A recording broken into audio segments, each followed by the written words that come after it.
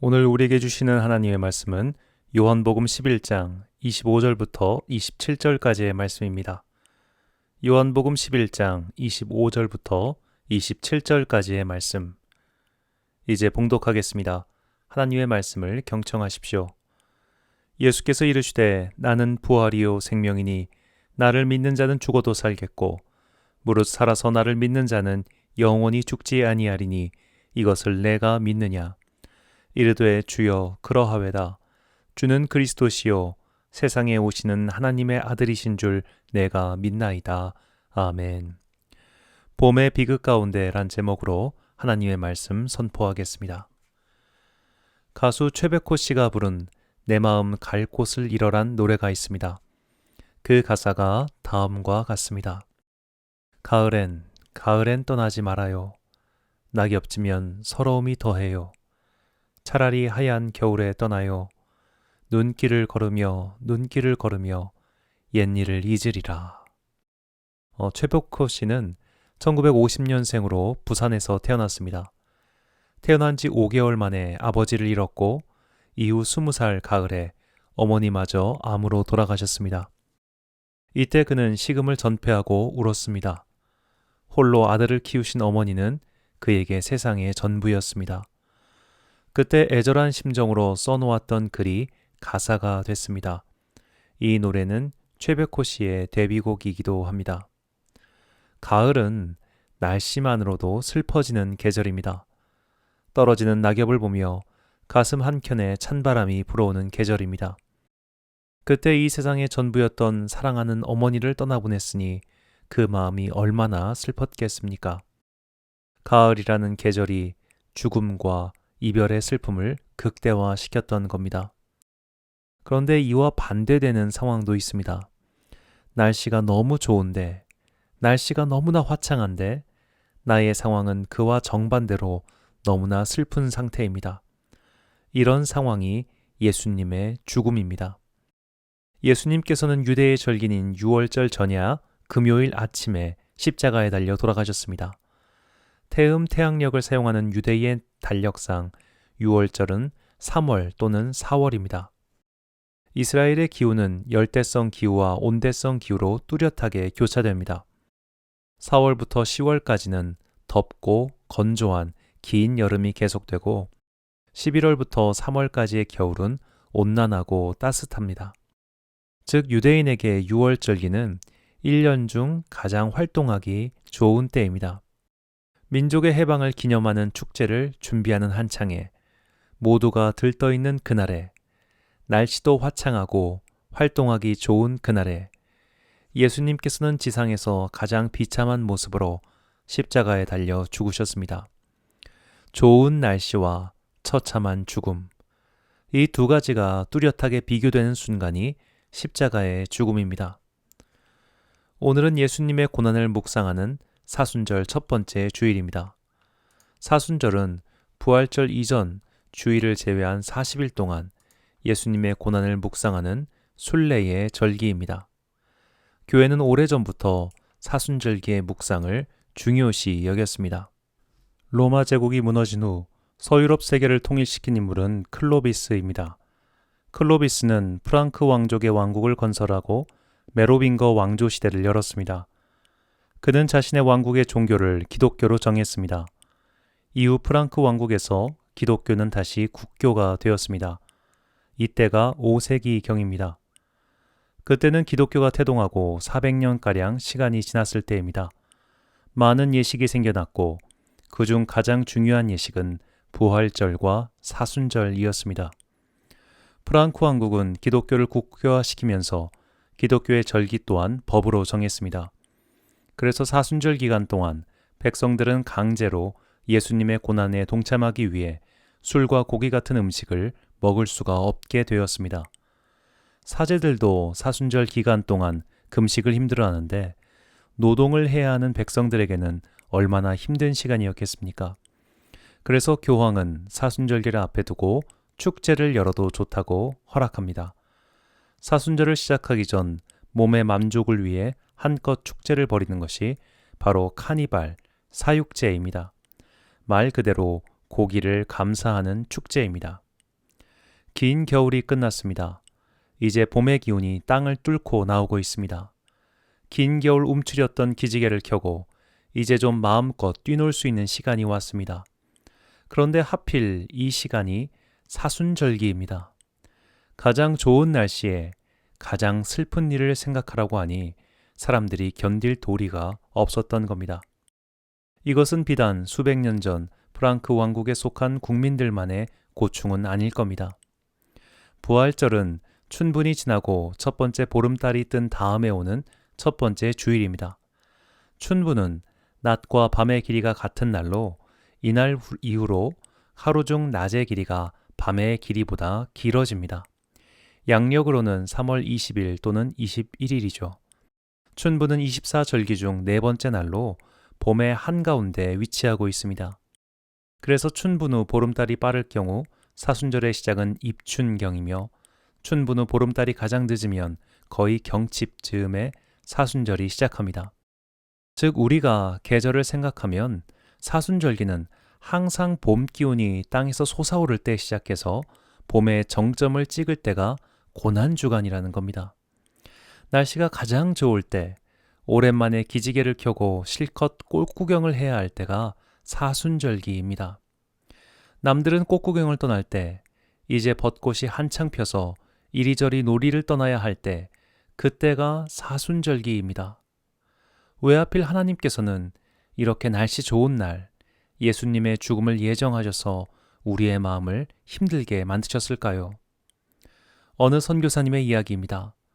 이분께서 중학생 시절 학교에서 공부하다가 부친의 부고를 들으셨습니다.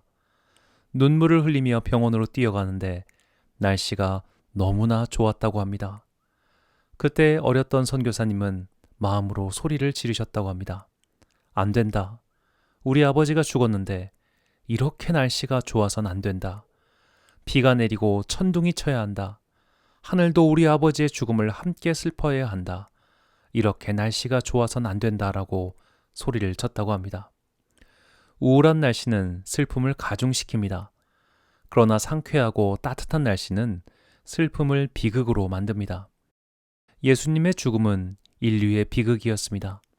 그것은 좋은 날씨와 대비되는 슬픔과 고통의 시간이었습니다. 날씨가 너무나 좋았기 때문에 예수님의 죽음은 더욱 슬펐습니다. 날씨가 너무나 좋았기 때문에 결국 죽을 수밖에 없는 인류의 비극은 더욱 선명했습니다. 오늘 본문에서도 큰 비극을 당한 가족의 이야기가 나옵니다. 베다니에 살고 있던 나사로와 동생들은 예수님을 사랑하고 따르던 자들입니다. 나사로의 동생 마리아는 예수님의 발에 300데나리온짜리 향유를 부었던 사람입니다. 당시 이 정도 비싼 물건이라면 이것은 개인의 소유가 아니라 온 가족의 소유였습니다. 마리아가 향유를 부었다는 것은 마리아의 온 가족, 즉 그의 오빠 나사로와 그의 언니 마르다 역시 동의하여 마리아가 대표로 향유를 부은 것입니다. 그들은 예수님을 정말로 사랑했으며 온 마음과 정성을 다해 예수님을 섬겼습니다. 그랬던 나사로가 병에 걸렸습니다. 마르다와 마리아는 예수님께 사람을 보내 집안 소식을 전했습니다. 주님께서 사랑하시는 나사로가 병에 걸렸으니 속히 오셔서 치료해달라는 요청이었습니다. 그러나 예수님께서는 그 소식을 들으시고도 계시던 곳에 이틀 동안 머무셨습니다. 여기서 날짜 계산이 중요합니다. 요한복음 11장 6절과 17절입니다. 나사로가 병들었다함을 들으시고 그 계시던 곳에 이틀을 더 유하시고 예수께서 와서 보시니 나사로가 무덤에 있는지 이미 나으리라. 자, 이틀과 나으리라는 시간 간격을 생각해 보면 나사로가 아프다는 소식이 예수님께 도착했을 때 그때 이미 나사로는 죽었을 겁니다. 그리고 이틀이 지나 예수님께서 베다니로 가셨을 때 그는 이미 죽은 지 4일이나 지났습니다. 즉 그 소식을 듣자마자 예수님께서 움직이셨어도 나사로는 이미 죽은 상태였을 겁니다. 비극이었습니다. 이런 상상을 해보십시오. 의사가 왕진을 와달라고 부탁을 했는데 의사가 오는 동안 가족이 죽은 겁니다. 한 발만 빨랐으면 살릴 수 있지 않았을까? 하루만 일찍 사람을 보내서 와달라고 했다면 살 수 있지 않았을까? 그때 머리가 좀 어지럽다고 할 때 빨리 의사한테 보여줬다면 살 수 있지 않았을까? 그런 생각이 가족들의 머리에 맴돌았을 겁니다. 비극은 항상 이런 식입니다. 그때 그랬다면, 그때 저랬다면, 이런 생각을 계속 떠오르게 합니다. 그렇게 슬픔은 가중됩니다. 남은 가족들의 슬픔은 배가 되고 죄책감마저 자리 잡게 됩니다. 그 비극의 한가운데 예수님께서 오셨습니다. 비통한 마음, 후회스런 마음, 죄책감 가득한 마음을 갖고 있던 유족인 마르다가 와서 예수님께 말합니다. 요한복음 11장 21절입니다. 마르다가 예수께 여짜오되 주께서 여기 계셨더라면 내 오라버니가 죽지 아니하였겠나이다. 계셨더라면 이라는 말 속에 마르다의 감정이 고스란히 담겨 있습니다. 이것은 원망의 말이 아닙니다. 이것은 후회의 말입니다. 예수님을 좀 더 일찍 모셨다면, 오빠가 아프다고 했을 때 차라리 오빠를 데리고 예수님께로 갔다면, 딴 사람을 보내는 게 아니라 내가 직접 빨리 달려가서 예수님을 모시고 왔다면, 혹시 우리 오빠는 죽지 않았을지도 모르는데, 이 마음을 담아 예수님을 붙들고 아마 그녀는 울었을 겁니다. 우리도 이런 후회를 참 많이 합니다. 특히 가족이나 사랑하는 사람을 먼저 보냈을 때, 이제 돌아올 수 없는 곳으로 그들을 보냈을 때, 이런 마음이 죄책감이 되어 자신을 억누릅니다. 그때 엄마를 병원에 빨리 모시고 갔더라면, 그때 건강검진을 빨리 받게 했더라면, 그때 동네 병원이 아니라 빨리 대학병원으로 갔더라면, 내 엄마는, 내 오빠는, 내 가족은 지금 살아있지 않았을까라는 죄책감과 후회 말입니다. 후회가 가슴속 깊은 곳을 짓누를 때, 죄책감이 영혼을 짓누를 때, 바깥은 너무나 환하고 사람들은 즐거우나 내 마음은 온통 잿빛일 때, 그렇게 비극이 최고조로 달아있을 때 예수님께서 마르다에게 말씀하셨습니다. 본문 25절부터 26절까지의 말씀입니다. 예수께서 이르시되 나는 부활이요 생명이니 나를 믿는 자는 죽어도 살겠고 무릇 살아서 나를 믿는 자는 영원히 죽지 아니하리니 이것을 내가 믿느냐. 아멘. 예수님께서는 후회와 죄책감 그리고 깊은 슬픔에 사로잡혀 있는 마르다에게 말씀하셨습니다. 죽음은 끝이 아니라고, 죽음은 영원한 이별이 아니라고, 죽음은 하나님 나라로 들어가는 문이며 이 세계에서 저 세계로 옮겨져서 그곳에서 영원히 죽지 않고 살게 될 것이라고 말씀하셨습니다. 그러므로 믿는 자는 죽지 않습니다. 이 세상의 삶에서 저 세상의 삶으로 옮겨질 뿐입니다. 예수님의 이 말씀은 마르다의 인생에서 가장 비극적인 순간에 선포되었습니다. 마르다는 이 말씀을 믿었고 죽은 오빠의 부활을 받습니다. 그러나 우리가 주목해야 하는 것은 나사로는 지금 잠시 살아났을 뿐 세월이 흐른 뒤에 그는 다시 죽었을 겁니다.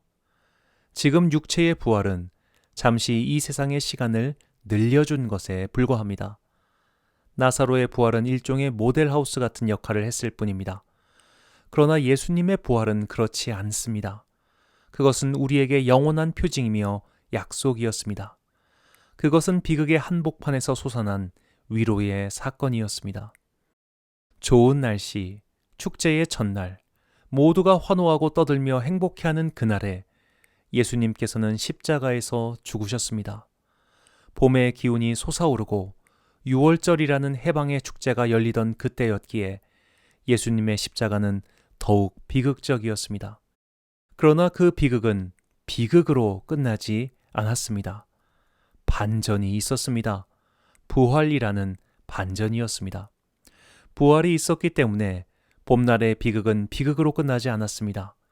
봄날의 비극은 봄의 기쁨이 되었습니다. 축제의 때 일어났던 비극은 부활의 축제로 변했습니다. 이것이 너무나 좋은 계절인 봄에 모두가 즐거워하는 축제의 한날에 예수님의 죽음을 준비하신 하나님의 뜻입니다. 어느 남자 집사님의 이야기입니다.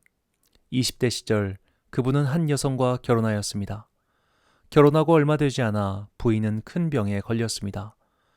이분은 사방팔방으로 치료법을 찾았고 백방으로 노력했지만 1년이 지나 결국 부인은 세상을 떠났습니다. 죽은 부인을 땅에 묻고 돌아오며 이분은 다짐했습니다. 하나님, 저는 당신에게 돈이나 떡을 구하지 않았습니다. 제가 당신에게 구한 것은 이 한 생명을 살려달라는 것이었습니다. 그러나 당신은 내 기도를 들어주지 않으셨고 나를 버리셨습니다. 당신이 나를 버리셨으니 나도 당신을 버리겠습니다. 그렇게 장례를 마치고 집에 돌아왔습니다. 너무나 힘들었지만 잠이 오지 않았습니다. 뜬 눈으로 침대에 누워 있는데 창문 밖으로 새어 들어오는 빛 속에서 뚜렷한 글자가 보였습니다. 그 글은 성경 말씀이었습니다. 나는 부활이요 생명이니 나를 믿는 자는 죽어도 살겠고 살아서 나를 믿는 자는 영원히 죽지 아니하리니 이것을 내가 믿느냐. 아멘. 비극의 한복판에서 하나님께서 나를 버리셨구나라고 한탄하는 그 절정에서 하나님은 그를 비극으로 내몰지 않으셨습니다. 분명한 생명의 부활을 알려주시고 슬픔에서 기쁨으로 절망에서 소망으로 그의 인생을 건져 올려주셨습니다. 사순절기는 분명히 예수님의 고난과 죽음을 묵상하는 시간으로 봄날의 화사함과 따뜻함에 어울리지 않습니다. 남들은 화사한 봄옷을 입고 꽃구경을 가는 때에 일어난 너무나 비극적인 사건을 우리는 묵상합니다. 그러나 우리는 그 비극을 거쳐 깨닫게 됩니다. 하나님께서는 우리의 인생을 비극으로 마무리 짓지 않으시고 반드시 부활이라는 기쁨을 주신다는 복음을 우리는 사순절을 통해 알게 됩니다.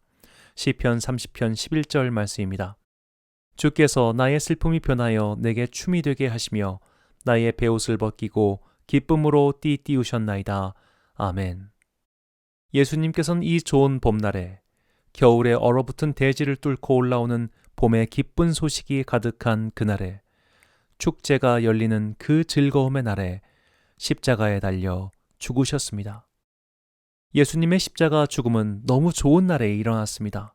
모두가 기뻐하고 즐거워해야 할 그날 아침이 비극으로 점철되었습니다. 주님을 따르던 자들은 그 비극 앞에 통곡했고 아연해지고 말았습니다. 이렇게 좋은 때, 봄 기운이 넘실대는 이 좋은 때에 왜 우리 주님께서 죽으셨는가? 이대로 우리는 끝나는 건가? 봄 소식과 함께 찾아온 것은 기쁨의 그날이 아니라 비극의 순간이었던 말인가? 그들은 그렇게 생각하며 스스로 굴 속으로 들어가 숨었습니다. 그러나 우리의 아버지 하나님께서는 그날의 비극을 3일 후 부활의 기쁨으로 바꿔주셨습니다. 비극이 정점에 달했을 때 하나님께서는 그들의 슬픔을 바꾸어 기쁨으로 옷을 입혀주셨습니다. 이것이 사순절기를 지나며 또는 인생의 비극을 통과하며 우리가 새겨야 할 하나님의 섭리입니다. 사랑하는 로뎀교회 성도 여러분, 그리고 이 예배를 함께 드리시는 귀한 주님의 자녀 여러분, 오늘은 주님의 고난을 묵상하며 주님을 따라 순례의 길을 걸어가는 사순절 첫 번째 주일입니다. 혹시 인생의 비극적인 순간을 맞이하셨습니까? 날씨가 너무나 좋은데 나는 슬픔으로 가득한 순간을 보내고 계십니까? 왜 이렇게 날씨는 좋고 너희들은 즐겁냐고, 나는 너무나 괴롭고 슬픈데라고 가슴속으로 외치고 계십니까? 그렇다면 죽음을 깨고 승리하신 예수 그리스도의 부활을 묵상하시기 바랍니다.